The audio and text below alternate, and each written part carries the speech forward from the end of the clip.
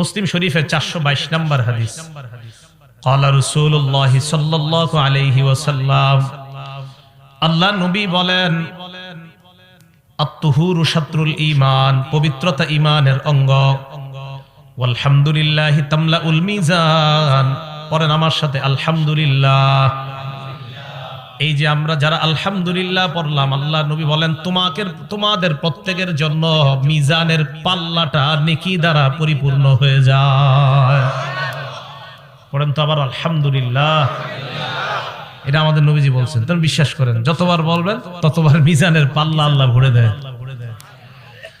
এরপর নবী বলেন সুবহানাল্লাহ ওয়াল হামদুলিল্লাহি তামলাআনে মা বাইনাস সামাওয়াতি ওয়াল আরদ। এবার পড়েন সুবহানাল্লাহ আলহামদুলিল্লাহ, মানে দুইটা একসাথে। আগে পড়ছেন শুধু আলহামদুলিল্লাহ, এখন বললেন সুবহানাল্লাহ আলহামদুলিল্লাহ। আল্লাহ নবী বলেন তামলাআনে মা বাইনাস সামাওয়াতি ওয়াল আরদ, আসমান জমিনের মাঝে যে জায়গাটা, এই জায়গা নেকি দ্বারা পরিপূর্ণ হয়ে যায়। এরপর আল্লাহ নবী বলেন সালাতু নূর, নামাজ হলো আলো। নামাজ এটা কেমন আলো? আল্লাহ বলেন ইয়াউমা তারাল মুমিনিনা ওয়াল মুমিনাতি ইয়াসআ নূরুহুম বাইনা আইদিহিম ওয়া বিআইমানিহিম। কিয়ামতের ময়দানে ঈমানদার নারী পুরুষকে আপনি দেখবেন, তারা যখন কিয়ামতের ময়দানে হাঁটে তাদের সামনে নূর, পিছনে নূর। হারিকেন যেমন ভাবে দেখেন, এই যে লাইট, মাঝখানে একটা আলো অথবা হারিকেন মাঝখানে একটা আলো। কিয়ামতের ময়দানে ঈমানদার নারী পুরুষকে যখন দেখবেন, দেখার পর বুঝতে পারবেন সামনে আলো পিছনে আলো, কমপ্লিট একটা নূরের প্যাকেটের মধ্যে ঈমানদার কিয়ামতের ময়দানে হেঁটে বেড়ায়। তাহলে এই আলো বাড়াইতে হবে কিভাবে? নামাজ। বলেন তো এই আলো বাড়াইতে হবে কিভাবে? নামাজ পড়ব তো নামাজ ইনশাআল্লাহ। আল্লাহ আমাদের সকলকে নামাজের মাধ্যমে আলোকিত জীবন গড়ার তৌফিক দান করেন। একটা কিতাব আছে নাম মুসনাদ আহমদ, হাদিসের কিতাব, 10 নম্বর খণ্ড 83 নম্বর পৃষ্ঠা।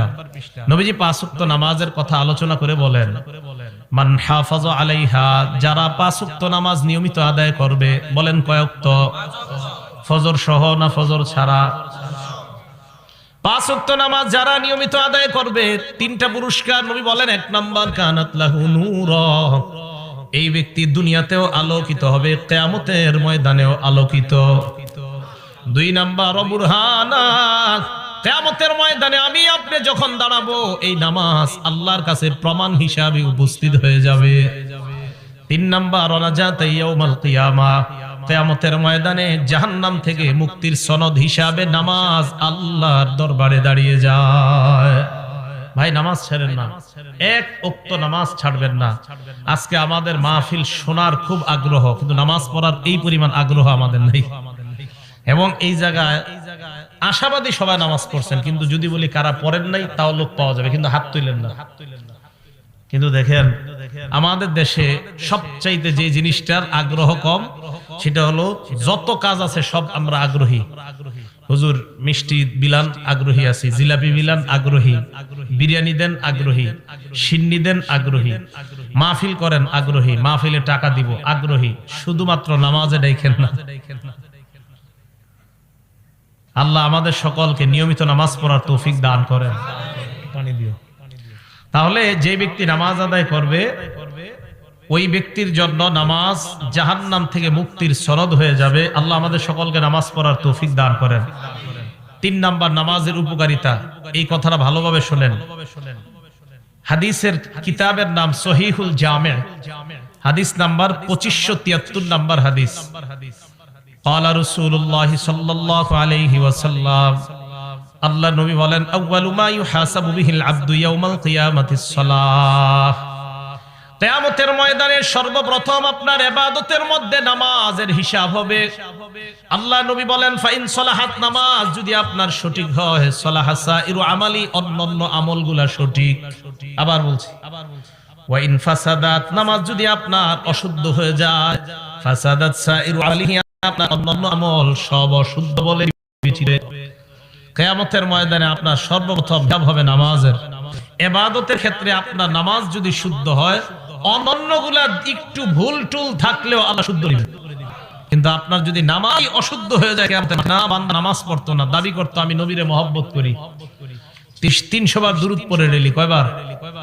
দুরূদ শরীফ পড়া ভালো। এই লোক কিয়ামতের ময়দানে সর্বপ্রথম নামাজের হিসাব হবে। নামাজ যদি শুদ্ধ হয় তার সব শুদ্ধ। আল্লাহ আমাদেরকে প্রতিনিয়ত 5 ওয়াক্ত নামাজ পড়ার তৌফিক দান করেন।